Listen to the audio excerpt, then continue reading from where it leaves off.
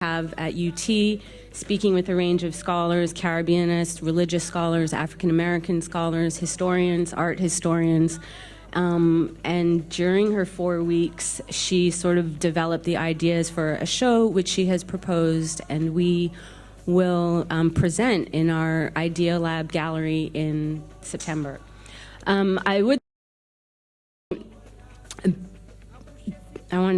She beat out applicants from 7 countries, and that feels important to share here because it really exemplifies the need for these fellowships.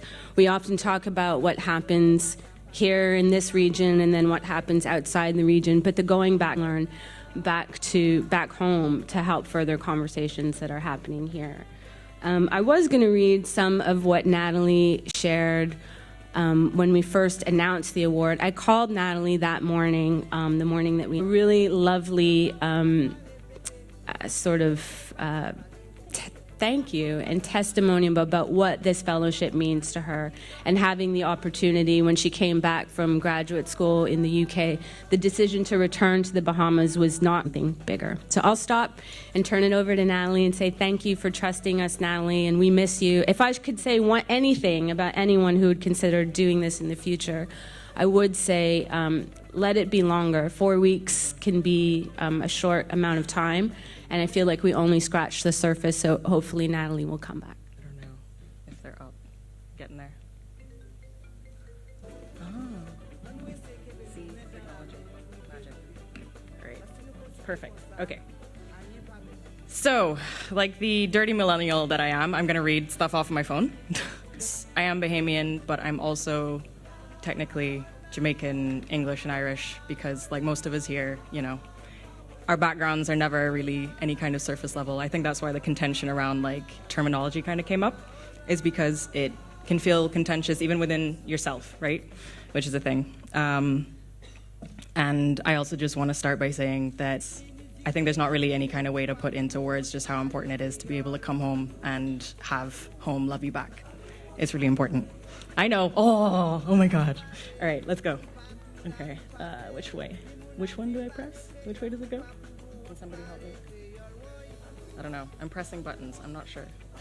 I have to point it to the thing? There we go. Got it. All right, so to give a bit of context. Oh, 1 sec, I lost my... Given everything that we see on the news and everything... Right, it felt a little bit like, y'all send me where now? Called the oasis in the racist desert that is Texas. It's true. It's true. I think anybody there could agree. Maybe not. And with that, it gave a very particular context for thinking about like, okay, well, why did so many Caribbean people something quite incredible? And my first evening exhibition that's going to be hosted in a couple spaces in Texas, in Austin.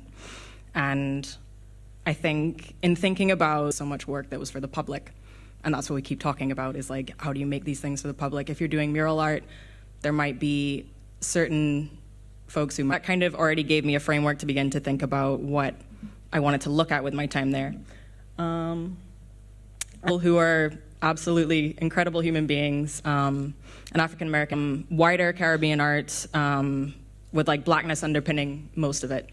But because a lot of the work is Caribbean. Anywhere?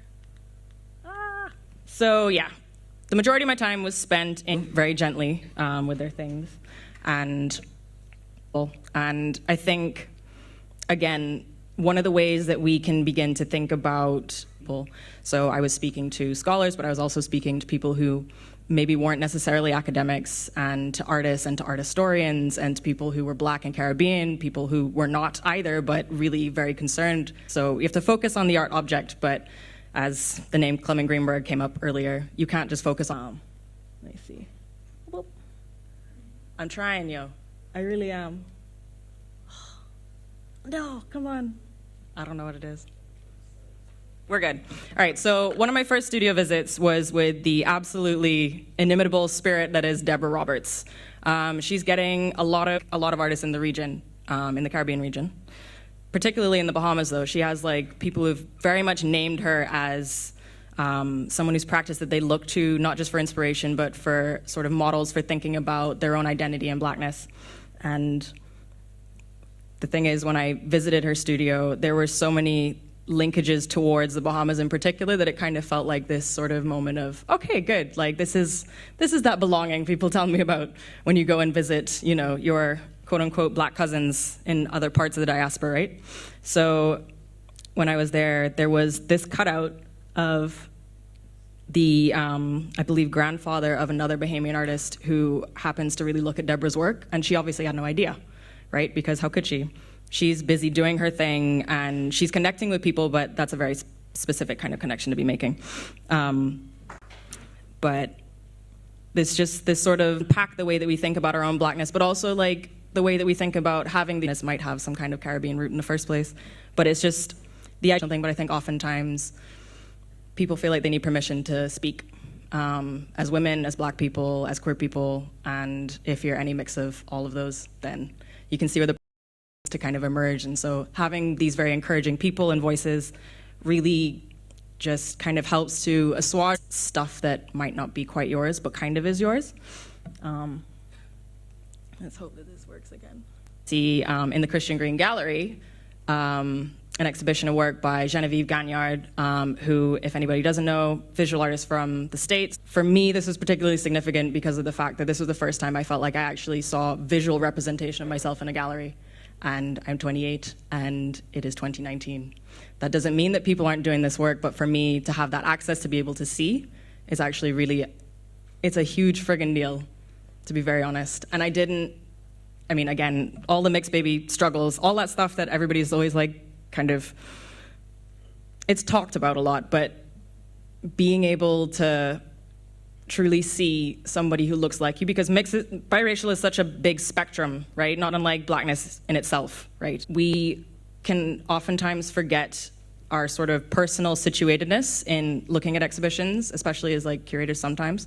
Maybe not necessarily within the Caribbean, but I think it's something that gets lost sometimes in a lot of the ways that people think about and speak about curatorial practice, and I think it's something that needs to be brought back into when you feel like you truly belong in a strange way. It can feel fragmented, Bahamian, but maybe doesn't necessarily feel a sense to be able to identify as such. And that complicatedness is, I think, part and parcel why we keep doing this work. And letting people desire it as such, but just feeling connected, I think, is the thing. There you go.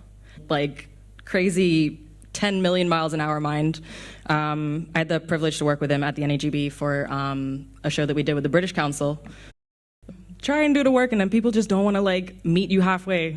Again, like echoing what happened this morning is like people don't want to meet you halfway. They don't want to believe the chair for the Department for Black Studies. Yes, good, because I don't want to get it wrong. And again, this is somebody who's also biracial, identifies as black, is doing a lot of work into sort of unfixed kind of thing happening. Anyway, Vodou, Obeah, and African spiritual, like cultural retentions, because a certain idea of what I might find and might see, you can't, just like meeting anybody, you can't just go in with your preconceived notions. You have to be open. Moment, sometimes in this space, but not in others, right? Totally a thing. It's your ideas, which is never works, even though you kind of will things to work. The collection very much spoke strongly to this idea of spirit, I think. And at first I thought that was a kind of, surrealism and magic, but I don't surrealism. I believe a lot of that was actually just to do with the fact that it's African spirituality in and of itself, whether it's translated, whether it's the right word for somebody who doesn't know, it would be magic, if that makes sense. Genevieve Gagnard, I of photographs where she is essentially playing with her race and appearing at once as white suburban mom. The way that we understand that race is a construct, even though it very much is something that we live through, which makes it a real thing, but just the fact that it's kind of highlighting how arbitrary the phenotypical is in these conversations. Not that it doesn't affect how you move in the world, but just in regards to thinking about blackness is as one thing, that whole monolith thing that we're trying to fight against. I think the way that her work works in that sense is really interesting. Ginny Antoni again. Sorry, I rambled on. I also got to get a bit of a crash course in the history of Black studies, in seeing what research was being done at UT, being spoken to, not just in the research that was being done at UT, which also included a panel, including a Bahamian. Bahamian Trini, I think. Angelique is Trini? Angelique Nixon.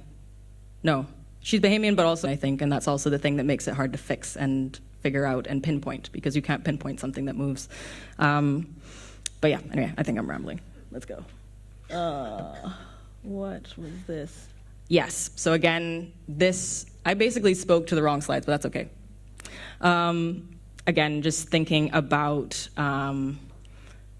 the sort of links towards surrealism in the Caribbean, the sort of significance of that here, but also how I think oftentimes it doesn't get, we leave out or misconstrue the way that African religious practices have been kind of translated within our space. And that served as like the root for the show that's gonna happen in September at UT. Yeah, I think I'm gonna leave that. Yes, all right, so point of departure for said show at UT, which is called Lingua Franca, because common tongues. I think the underlying thing that was really gripping me was this sort of familiarity that I felt upon being in Texas and looking at all these works and being around people in a way that I hadn't experienced before. Because it's not like I haven't been outside the Caribbean. I studied in the UK, but it was in a very white space. And I think this was the first time that I was actually able to really understand the sort of camaraderie and familial sensibility that there is, I think, amongst Caribbean people, especially those who are interested in the art that we produce. So yeah. So the Vodou flags, I'm gonna try and not take too long. The Vodou flags became a really significant thing for me that I couldn't quite get away from for several reasons. For one, the fact that not unlike the way that we've had our islands renamed, Vodou, Obeah, they're not the words that were the original terms for these practices. It was sort of umbrella term, serving the gods of Vodou towards this sort of thing that has been, the word came up earlier, bastardized for a lot of the way that the West looks at it. So if I'm thinking about the African continent and that translation over the Atlantic, if I'm thinking about this and I'm thinking about an audience that I'm in, that it's a problem. It's like, to what extent do I try and over-explain myself? To what extent do I have a right to explain any of this if it's not necessarily something that's immediately mine?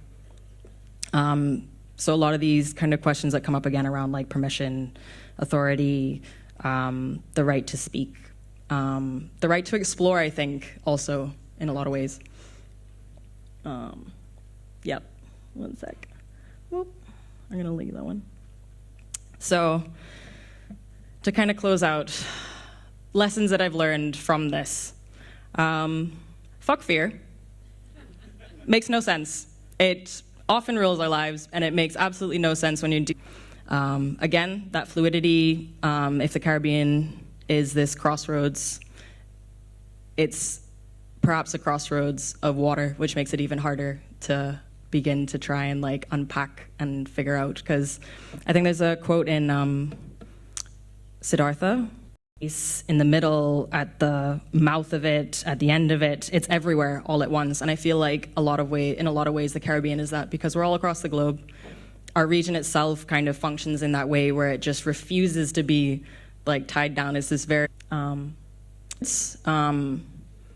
looking at once more the way that we have and that we have taken and made the best of what was a horrible situation. And as always, as Caribbean people always do, I generally think that it's a falseness, I think, because I think it doesn't.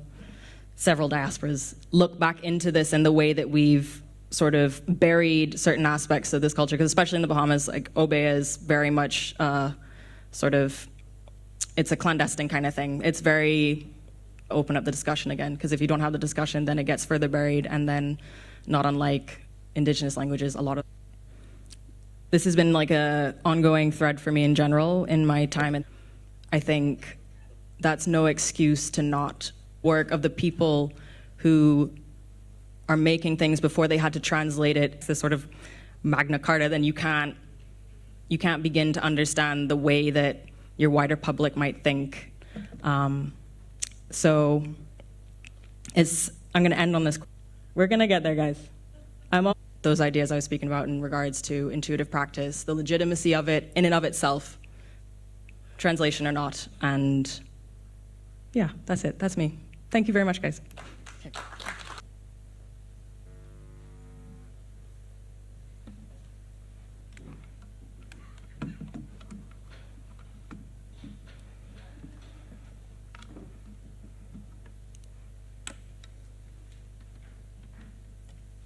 Okay, bonsoir, good evening, everyone.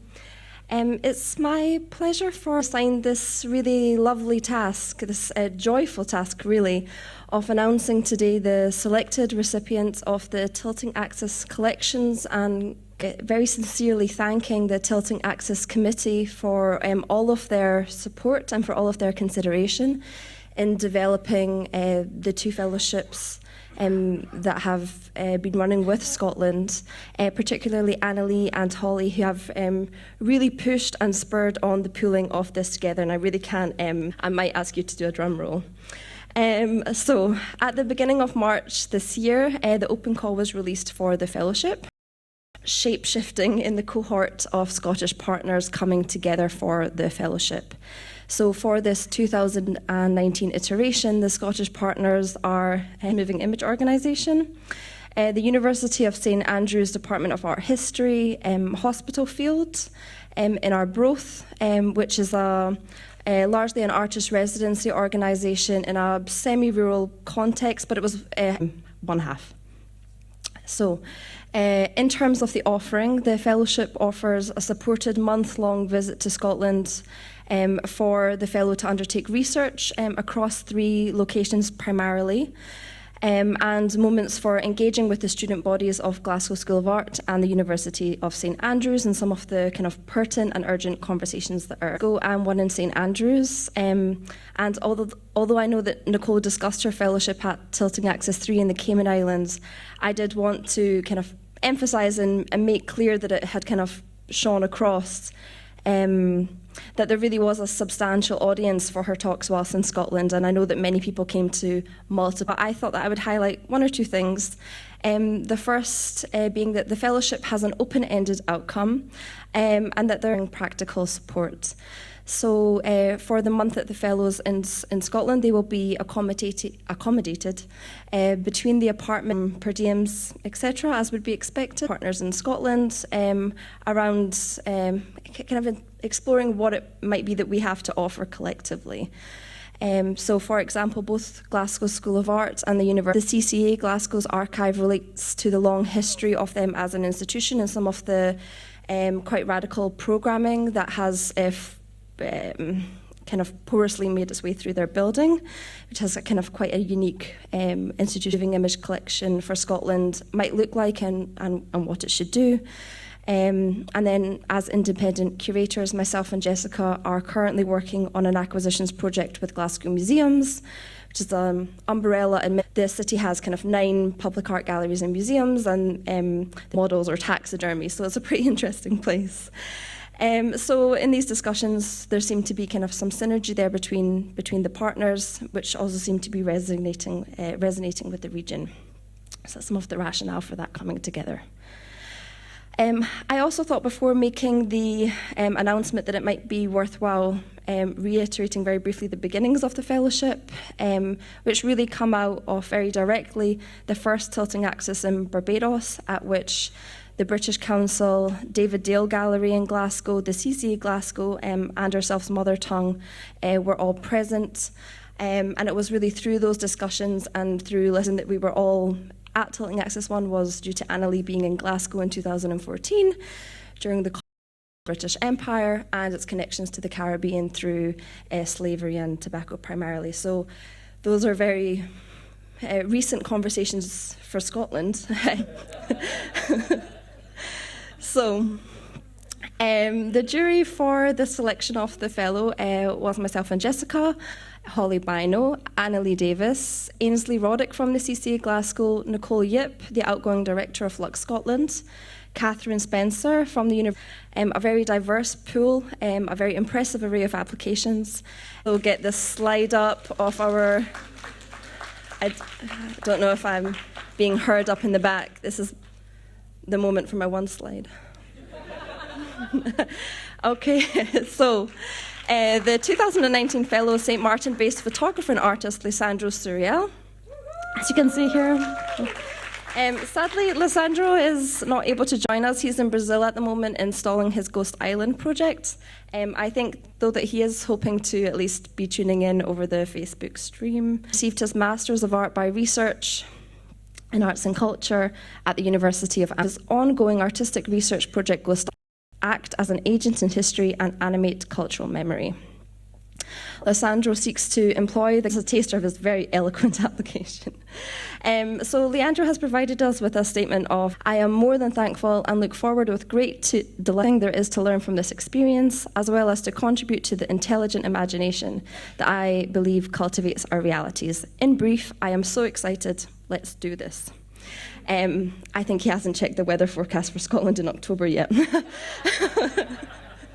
I'm kidding. Unique research. And stick time will do our utmost to make that the case. They're in Scotland. Well, thank you so much, Lise and Natalie and Tiffany. We love the Tilting Axis Fellowship. It's such a great project, and it's lovely to see how it's impacting on people's. Photographer is.